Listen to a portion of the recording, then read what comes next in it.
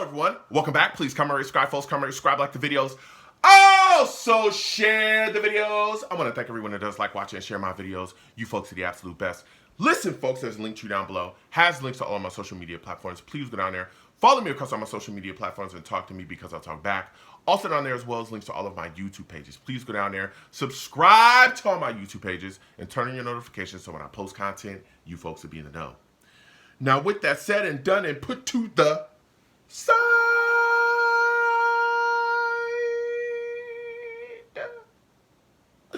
I've come to talk to you folks today about the New York Jets' upcoming game against the Denver Broncos. Oh, yes. Oh, yes. We're going to be at MetLife, baby, once again, okay? And we got the Broncos coming to town, and we must take care of business, okay? We're on a 2-game winning streak. Let's keep this thing rolling. You get what I'm saying? And we got them Broncos coming in, so you know what we got to do. Listen, comment down below. Give me a thumbs up. Subscribe to the channel if you haven't already, and hit that notification bell, all right?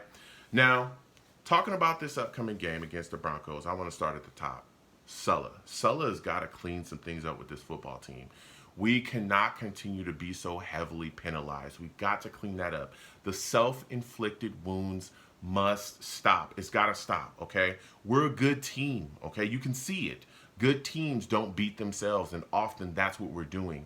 We just came off of a game where we had 8 penalties and we gave up 106 penalty yards. You cannot do that against these upper echelon teams in this league and expect to get W's on a weekly basis. You get the Ravens, the Chiefs, the Chargers, any of these good teams, okay? The Eagles, any of these good teams in this league, the Vikings, you give them 106 penalty yards. You just give them that yardage, they'll give you an L, okay? They'll give you an L and get you right on out the door. And for goodness sakes, can we please get the play calls in on time so that we're not blowing through timeouts, all right? We saw that in multiple games already, okay?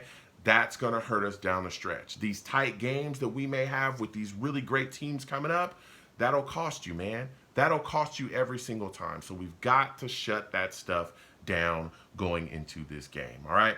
Now looking at the Jets defense, C.J. Mosley, more than likely not going to play.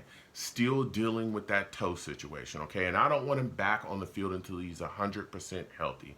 And one of the reasons why is, of course, we got a long road. We're all hoping we got a long road. We got a lot of games left, right? A lot of things that we want to do. We want to be in the playoffs. We want him here for that, for the haul, okay? But the second thing is, and one of the reasons why I'm so confident, even though he's not going to be, playing this upcoming game more than likely, is Jamin Sherwood and Quincy Williams have been playing unbelievable, even without him. Chaz Surratt has stepped up as well, and he's doing his thing. So I'm not really concerned about the linebacking core if C.J. Mosley is not playing. And again, I'm not pushing C.J. out the door at all. I want him on the field, but again, I don't want him on the field until he's fully healthy, and I'm okay because the linebacking core is still playing so unbelievable even without him. So I don't expect him to play in this upcoming game because of the toe situation. They're still, fleshing that out and still getting him fully healthy. Listen, the name of the game is pass rush, okay? We're going to be facing Bo Nix. We also know they got old Zach Wilson there as well as the backup, but Bo Nix is a starter, all right? Here's the deal. We got to get after him, man. We got to get after this guy. Young kid in the building, all right, rookie. And this guy can make plays in this league, man. He can make plays with his arm. But let me tell you something. He is deadly with his feet. This guy takes off and extends drives like nobody's business, and he gets first downs. He moves the chains, taking off down the field. He can become a runner, all right? We got to stop that, okay? We've got to absolutely corral him and keep him in the pocket, point blank, period, all right? We've got to get after him. We've got to bang him around. Will McDonald, the rest of this pass rush, get after him constantly. Send blitzes as well. We saw Sulla do that against the Patriots. He's got to turn it up and send blitzes too.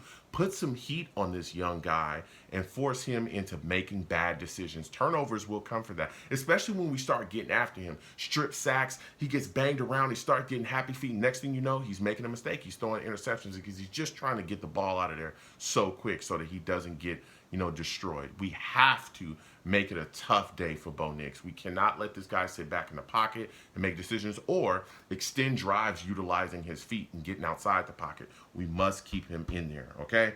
Their running game is kind of deceptive. Again, Bo Nix is a big part of that because he takes off and does his thing. But they got another guy, a running back named Batty. He can make plays. Javonte Williams as well is a good back. He can make some plays too. And McLaughlin. They got guys that can move around. So we've got to corral to the football. We all know that they're going to come out and try to do the same thing that they saw the Niners do to us. They're going to come out and try to power run down our throats. That's what's going to happen. I already see it coming, and we've got to let them know that if that's how you're going to operate, you're not going to operate in good business. We're going to close that business down early and often. So you better figure out some other way to attack us because the running game's not going to stop. We must be solid on our run defense. Honestly, the only offensive weapon that, really, really concerns me when you talk about their wide receiver position is Cortland Sutton. That's it. This guy gives us trouble like almost every time we play them. He's a good wide receiver, but he always gives us a bit of trouble. Sauce is going to be out there on him. I think Sauce is going to be able to put the clamps on that guy. And after him, really, again, nothing scares me. Nothing really scares me. But Cortland is definitely a guy that we got to make sure it doesn't go off against us in this game. You go to the Jets offense, man. Listen. You know what I'm saying? It's going to be good to see John Franklin Myers. You know what I'm saying? He's, on the Broncos. He's their defensive lineman. Old Jet is going to be very, very interesting to see him yet again. He's going to be on that other side. We got to look out for him. He's a guy that can make some plays, But I'm saying, hey, look, we got to run the football, okay? Brees, Braylon, let them run wild in this game. Utilize that two-back system. Let them also get out the backfield and start running, and making plays in the receiving game. Because the Broncos have suffered, an injury to their linebacker position. Alex Singleton, man. This guy's a good backer in this league, okay? He's now on injury reserve, jacked up his ACL, right towards ACL. So here they are. They're down, their star linebacker. And what's crazy about him is he tore it early in the game but continued to play with it and was doing work out there. I think he led the Broncos in tackles in the game. It's like, what in the world? You want to talk about a fighter? Like, wow, okay? But I want to test this linebacking core. He's on IR. We're not going to be playing against him. Listen, Barton, Cooper, and Benito, we need to see what these guys are about. Can they cover? Can they cover our running backs coming out the backfield? Let's see what's up. You know what I'm saying? I don't think they'll be able to be up to task, especially, again, the way that Brees handles business in the receiving game. Oh, my goodness. And don't even get me started on Braylon, how he just be running through people. Like, he don't give a crap, man, okay? He just going to run straight through you. He's mad physical. So let's attack them, all right? Let's attack them. Our offensive line, Morgan Moses, not going to be playing in this upcoming game. He's not going on IR, okay, with this knee injury. He's not going on IR, but he is going to be out a couple weeks. So in his absence, Olu Fasanu will be filling into that right tackle position, and this is the reason why I wanted him drafted. For those of you that do not remember, everybody was screaming about other players, Bowers. I had the Bowers boys all over the place. They were yelling at me constantly. But here we are, right, in a situation where one of the tackles that we had that we know had injury history, even though they're two solid veteran tackles, right? And here we are, where Olu Fasanu is going to be able to slide in. This is the exact scenario that I talked about. One of our tackles goes down with an injury. Olu is able to slide in and fill into the position.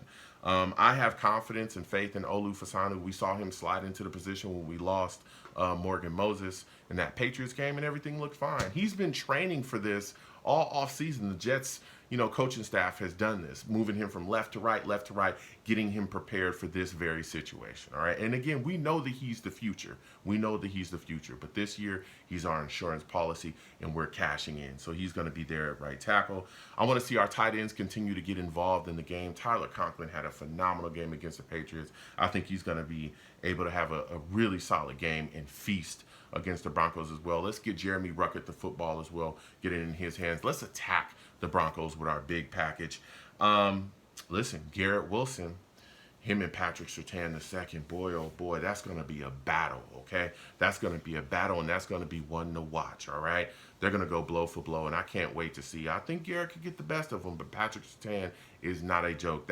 He is a really good corner in this league, a really good corner. I believe he's a star of their defense, like overall. That guy's unbelievable. But let me tell you something, okay? Mike Williams and Alan Lazard, Oh, baby, they should feast. They should feast, okay? They should feast in this game. They should go off. Like, I'm not concerned about anything other corner in that secondary whatsoever. Alan Lazard and Mike Williams should have an unbelievable game upcoming this game. And honestly, I believe that the offensive game plan really should just be stay away from Surtain. Just stay away from Surtain. Take the shots everywhere else and just stay away from Surtain. And I'm telling you, I think we're going to just absolutely chew this Broncos defense up. So with that said, I am taking the New York Jets to beat the Denver Broncos. I'm taking the Jets to beat the Broncos 24 to 10. 24 to 10. I think Aaron Rodgers is going to have a solid game, just wheeling and dealing, taking his shots, and feeding the ball around. All right, but I think the Jets are going to handle business. So comment down below. Let me know what you folks think. What are your thoughts about this Jets defense? Do you think they'll be able to corral Bo Nix? What are your thoughts about this Jets offense, man? Are you concerned? Olu Fasanu first started this season. Are you worried about that? Do you think he'll do a solid job at right tackle? What are your thoughts about our running game? Do you think we'll be able to run the football effectively against the Broncos? How are you feeling about Mike Williams and Alan Lazard? Do you think these guys are going to go off against this Broncos defense? Comment down below. Let me know what you folks think. You folks have a good one. Peace.